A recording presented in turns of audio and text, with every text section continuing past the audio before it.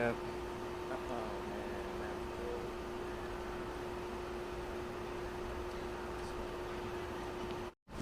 Okay. So yeah, you tell me you heard the gunshots earlier this week. What day did you hear them? It was Wednesday morning, 9 o'clock a.m.,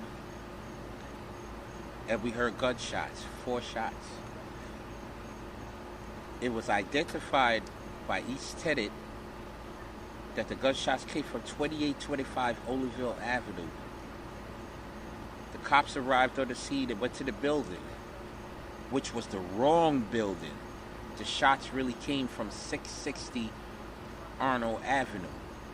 So during that time, the individual, after the gunshots, we saw them come downstairs, and he came downstairs with 2 of his kids and proceeded to go down Olinville Avenue.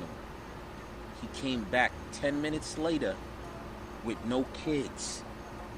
Went in the building, went upstairs, got his duffel bag, came back downstairs with his duffel bag, and left. Nobody paid no mind to it. He said, "Do you hear that?" We said, "Yes, we heard that."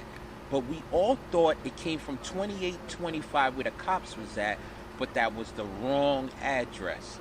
Nobody thought nothing of it since Wednesday until Friday.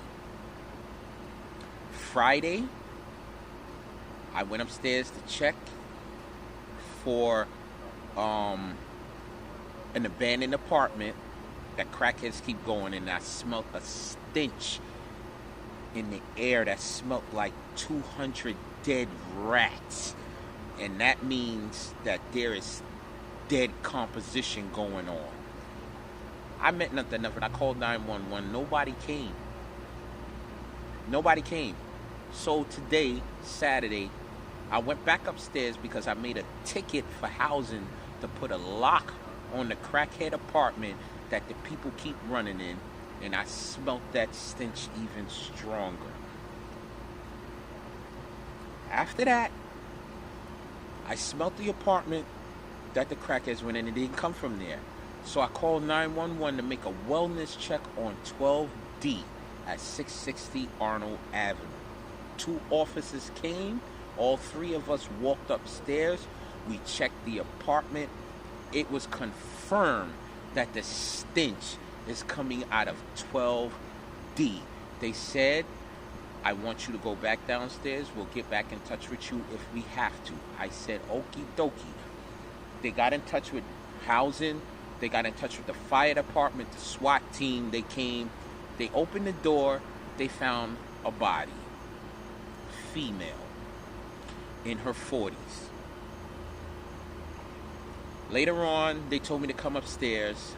I identified the body as a tenant that I know that lives here, the female. And I said, "Yes, this is her apartment. She lives here." That's when they knew there was foul play. I told them what I needed to tell them, and they proceeded with the investigation. It was ruled out a crime scene for the building, and right now it's still an investigation because they need to know what happened, how it happened. They need to know the history. They wanted to know where the kids are. I have no idea. The girl was bipolar schizophrenic. The husband was a normal working, hard-working man.